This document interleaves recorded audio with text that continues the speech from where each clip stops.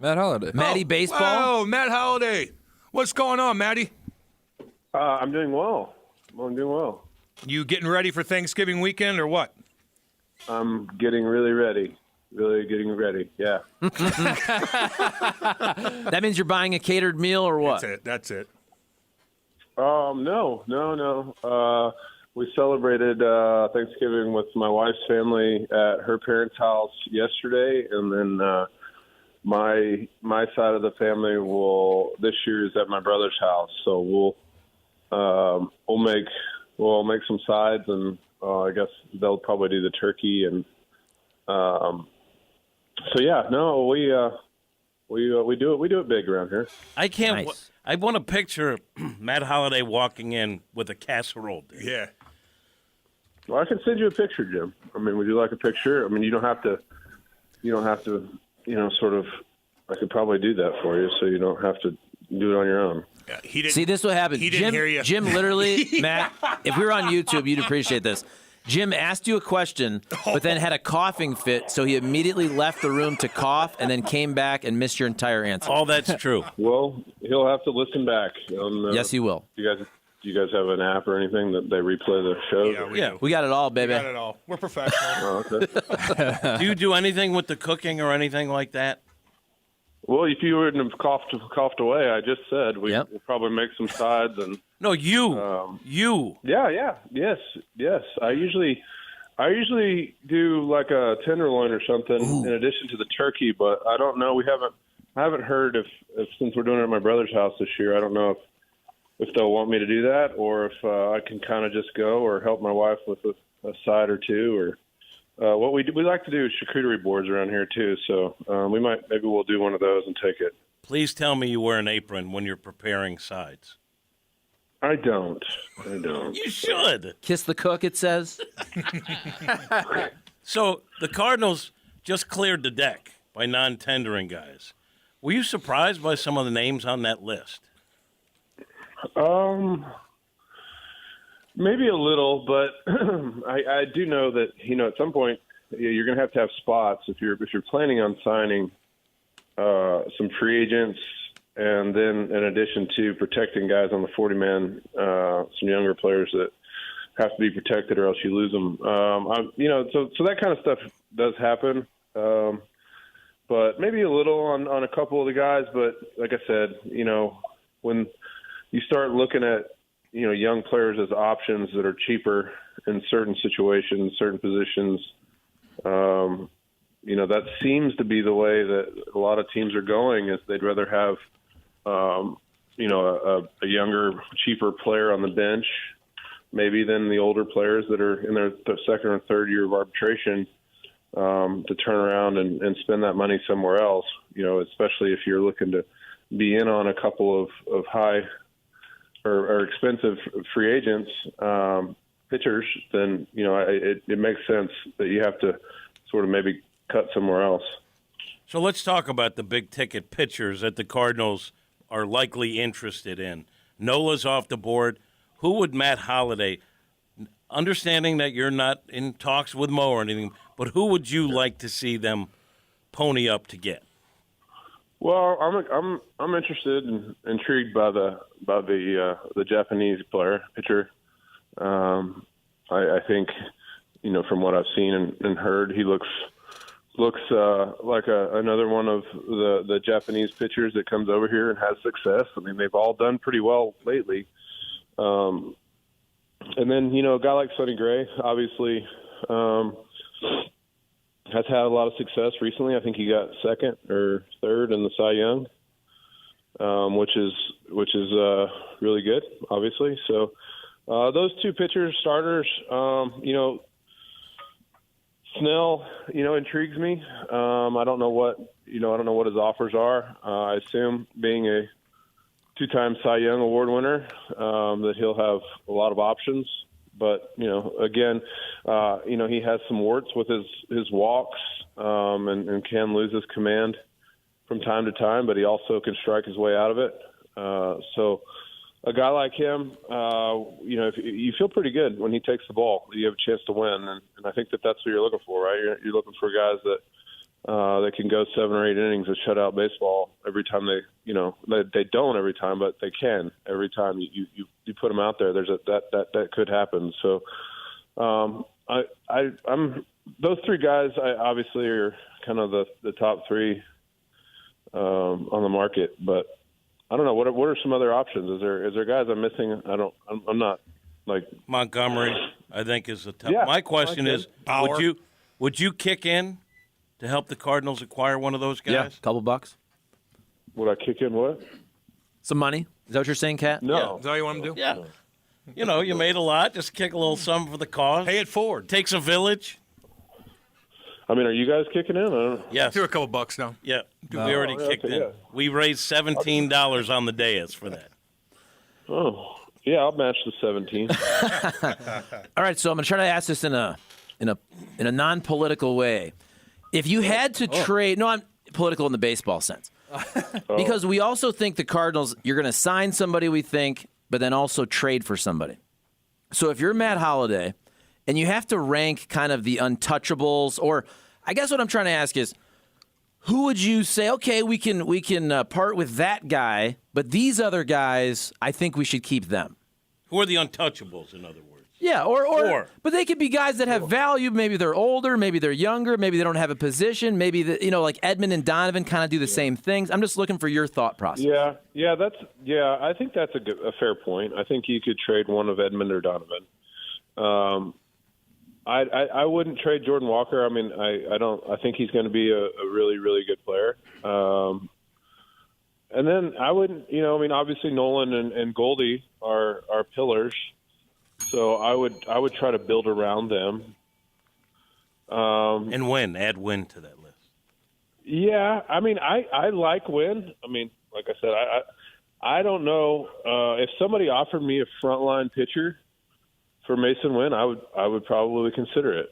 I mean, I think that I think Tommy Edman at shortstop is a viable option if you can get he's short of swap big time shortstop prospect for big time pitching prospect. I would consider it, but it would have to be a sort of a top 25, top 50 prospect swap as far as that goes. But so I would say Walker probably of the young guys is the only one that's untouchable for me if I'm looking at trades. What if your best way for the Cardinals to get a frontline starting pitcher, a young guy, in the trade market, the only way you can do that, or the best way, is to part with a Goldie or an Arenado, who are older, they're really good, but they're more expensive, but that's the way you could actually get the frontline starting pitcher you're looking for? That'd be hard for me. I like I said, first of all, I don't know that. I mean, other teams probably would look at that situation, and it'd be hard for them to take the money and, as you said, the players that are getting a little bit older and give up control of a young frontline starter. So I'm not sure you could find a team that would be willing to do that.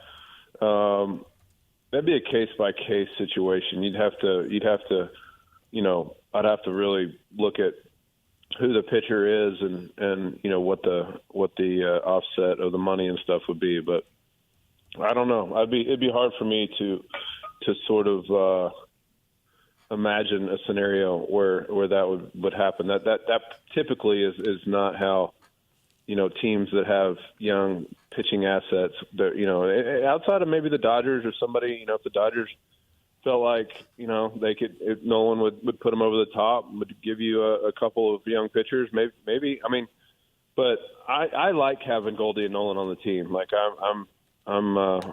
I think that they're still middle of the order championship caliber players, and I would rather build, like I said, in free agency around those guys and go for it in their window that they have left. Cole here. What's hi. Hey, take us back to your free agency between 09 and 10. You didn't sign with the Cardinals until late January, so you were basically 2.5 months without a team. At what point did you realize that you were going to stay in St. Louis, and who were some of the other teams that you were seriously considering looking at? Well, that year was it was kind of strange. The market was moving really slow. It was a year where owners weren't, it sort of goes in these waves where owners seem to be flush with cash and they're spending, pretty freely and they're spending pretty quickly. And each team is feeling pretty good about their financial situation. That year was a little bit slower. There was a lot of talk about how teams were in the red and not making as much money as everybody thought, and they weren't going to spend, and they were going to lower the payroll. So it wasn't a great year to be a free agent. But I had an early offer from the Red Sox early in the off season. There was a decent offer, but when Boris tried to get him to push it a little bit, they pivoted and signed John Lackey. The Mets ended up signing Jason Bay. There was, another offer I had, and then, there was a couple that were it was January, and I was getting, and I had a good offer from the Cardinals. We sat down in Austin, Texas. At the time we were living there, and Mr. DeWitt and Mo flew down to a meeting in Austin, and we sort of we got most of the terms figured out, and that's where I wanted to be. Obviously, it took a minute for to kind of get you get one chance really at free agency. And so I wanted to take in the landscape of what all the offers were, but ultimately, I told Scott that I wanted to end up in St. Louis, and whatever it took to try to get there and be there as long as I possibly could, and that's kind of how it happened. But it was a little bit of a slow moving process. Was the Cardinals the best offer? Yes, from a years and money, total value. There was some smaller or less years and a little higher AAV, but in total, it ended up being the best offer. Yes. But when you played here, obviously half a season or so in 2009, I mean, did you 100% want to come back here, or could another team, if they just blew you out of the water, okay, maybe now it changes the conversation, but man, I really like St. Louis. Yeah, that's how I felt. I mean, the 2 months I loved it. I had made fast friends with some of the guys, and really hit it off, and had a lot of the same similarities in life and kids and family values and things, and shared faith with a lot of the guys. So that's where I wanted to be. But like I said, I'd played 6 years to get to the point where you as Cam can tell you, it's getting to free agency is very difficult, and being a good enough player that people actually want you after 6 years is not easy, and you want to take advantage of it and see if as you don't get to work in the industry as far as playing, and your chance to make a living is a very small window, and so you want to make sure that you try to figure out, make sure you make the best decision for your family, and find where you want to be that fits you. It's not 100% about the money, but you start looking at what the offers are, and the teams and how good they're going to be, and try to figure out all that stuff. You sort of put the value and the importance on all the assets and what people have, and then make the best decision for your family. But the Cardinals were my first choice, and I had like I said, I had a great 2 months, and loved the fans and loved the environment. Always did, even when I was a visiting player. So that's where I wanted to end up, and it all worked out really, really well. The true shame, though, is back then when Scott Boras is shopping everybody like you, he didn't do these puns that he's doing now with finding Brandon Nimmo and things like that. He could have had a field day with Matt Holliday. Oh, yeah. He goes to winter meetings. He has all the puns. That's what I love about Scott Boras now, is he has these pre-written puns for all his players. Yeah, he's evolving. Really, he's a great guy. He really is. He's really funny. He's fun to be around, and it's I think he's got a reason for everything he says. So I'm never surprised. I think it's fun. I think it's enjoyable to hear him talk about baseball, and because he thinks about it all the time. I mean, really, you can catch him. He'll text me and call me at really, really random times and hours, and so it's yes, I missed out on. I think what you're talking about. It would have been. I'm sure he could have come up with some really, really fancy, sort of puns for the media these days. He did that the other day at the GM meetings, where everybody wanted to talk about. I don't know if you saw this. Wanted to talk about all the big ticket clients, and he only wanted to talk about Eric Fetty. He wanted to make sure everybody knew about Eric Fetty coming back from, I think, one of the Asian leagues. So he was coming in with a plan. No, really? Yeah, I didn't see it, but. Really, Eric Fetty, huh? Yeah, maybe he is good. I don't know. Hey, Did he use Fetty Wap as a part of the pun? Or? I don't remember what it was. It was just funny because they're asking about all his big ticket guys, and he keeps bringing up Eric Fetty. It's a confetti. Boom. Oh, there we go. There you go. Here, I'll give you one, Jim. There it is. There it is. Hey, when you're a free agent for 2.5 months, what's your communication with your agent like? Do you kind of set the expectations at the beginning and let him do all the work, or are you breaking down contract details day after day after day? Yeah, it's not really day after day after day. I think it's one of those deals where he keeps you up to date on the calls he's taken from teams and just kind of the generalities. Obviously, if there's an offer, he reports the offer back to you. But it's usually, just kind of a, hey, this team reached out and, these are the parameters. They don't get into specific numbers and seemingly until like at the very end. And so it's like, it's like this kind of, this is how it used to be. It kind of, this awkward flirting, what's it going to take? Well, Scott's very hesitant to put a number on anything because he doesn't really want to put a cap on, so he wants the team to sort of present the number and then go from there. So it's kind of a weird process as far as that goes. It's a lot more cut and dry in basketball and football, where they have these sort of structured deals that are based on, their caps or their veteran player contracts or their max contracts, or they sort of have these quick free agencies where there's everybody knows kind of generally what each player's worth and what they're going to get, and it fits into their budget and all that stuff. So it's a much more generality kind of gray area type of negotiations when it comes to baseball. Did any teams have any weird conditions in your contract about what you could and couldn't do off the field, like no ski trips in the offseason or no pickup basketball or anything like that? Dirt bikes? Most of them have that's in generally all the contracts. So you have to get those taken out if you have something that you like to do. Pickleball. Yeah, well, I don't know if that was ever in it at the time. It wasn't as popular, Jim. But, so there was guys that would I think Cal Ripken negotiated the right to play pickup basketball in his deal.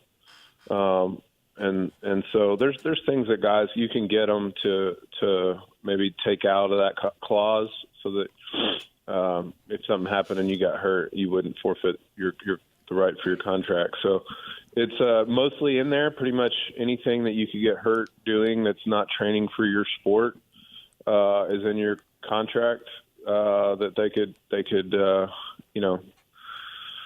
So you'd have to talk them into taking that stuff out of it if you wanted to do those things. So without naming names, because we all remember the Jeff Kent motorcycle situation. Was there ever, and you don't have to mention a name, was there ever a player that you knew said he got injured and it was something he wasn't supposed to be doing, but then he said, I had to change the story? And again, you don't have to name names. Golf cart Sure, accident? of course. So any good stories? I mean, can you just give us a little something? It would be very obvious. if I told the story, it wouldn't be like, oh, I wonder who he's talking about. Did they get away with it? I think I know who you're talking about. I don't know. Yeah, I mean, I don't know that they necessarily got away with it, but it really wasn't. He really wasn't in a position where they were going to do much about it. As far as he wasn't making a ton of money or anything, or on a long-term deal where, but I mean, you probably could put it together, Charlie. I mean, you're a bright guy. I mean, you probably heard. Well, you're somewhat bright. You probably heard about a story back in the day that seemed fishy. Yes, and it was when I was young, and I got here when I was 25, so I was out at the same bars as a lot of these players. So you'd see things and hear things, and again, I would never say any of these things on air, but I did hear things. Yeah. So there's times where guys are, they have to, fudge the story a little bit, but not a ton of them though. Not a ton. So I think we've asked some pretty good questions, so I'm going to ruin it by asking a bad one. I'm a rights holder, so I always believe the narrative that St. Louis and Cardinals baseball is a destination for a lot of free agents. I'm just wondering, with the season last year, which was awful, has that been diminished at all, in your opinion? No, I don't think so. I think the Cardinal brand is one that players like and respect and look at as one of the great storied franchises in the game.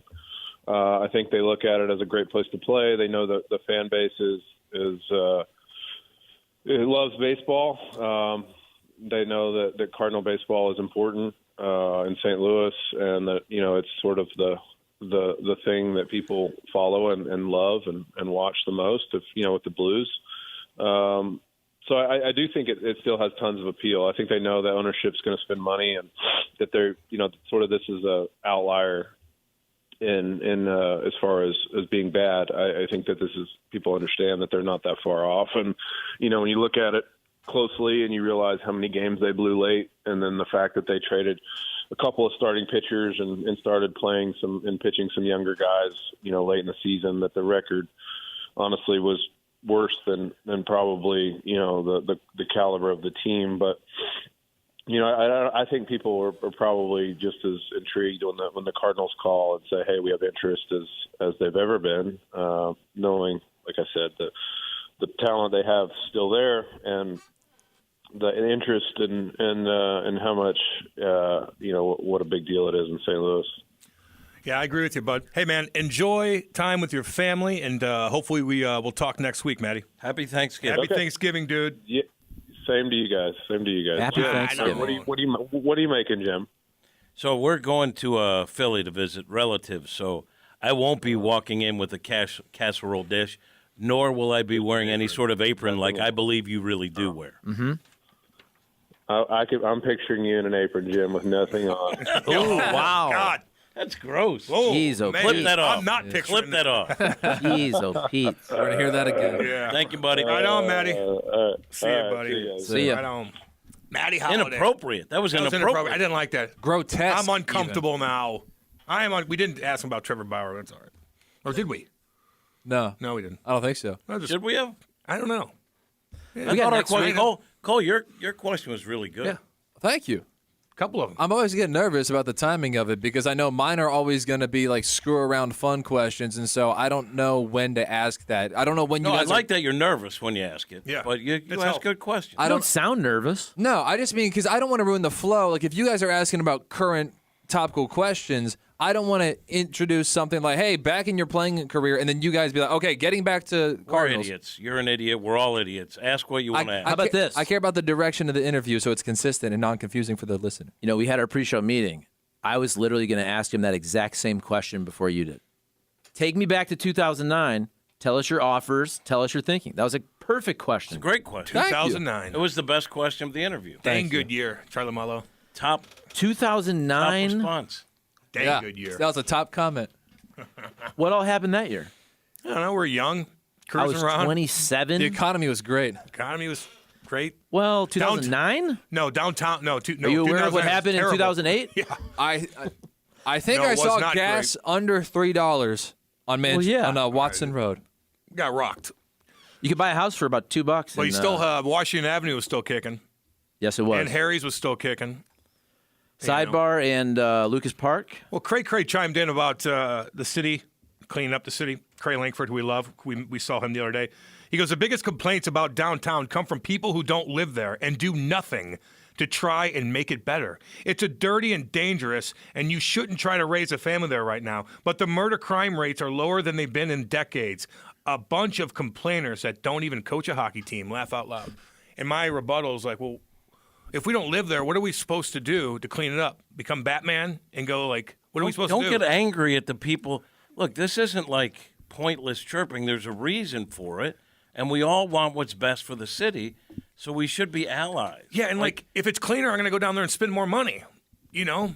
You want us to go You'll down. stay for a full soccer Yes. And you just said I it. was spending money down there in You Maggie. said it's dirty and it's no place to raise a family. So if we said it, then we're the enemy, Yeah, right? it's because we don't live down there? Well, there's a reason. So wait, are they chirping that you don't coach a hockey team also? No, that's a Hockey Bob thing, I believe. Oh. It was a Yes. callback. Yeah. It was a He was I can- laugh out loud. I'll find it. We were getting But to like- the end of that. We should next week.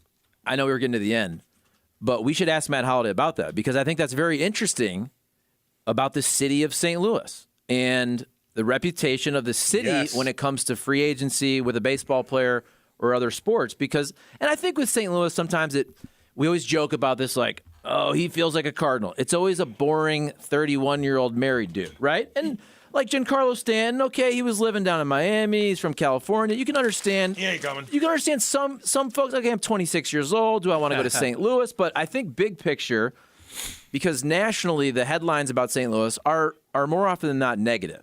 I do wonder how that creeps into the psyche of a free agent. Yeah. Do you coach a team that I'm not aware of? God. I mean, gold. All right. So great. We got to go.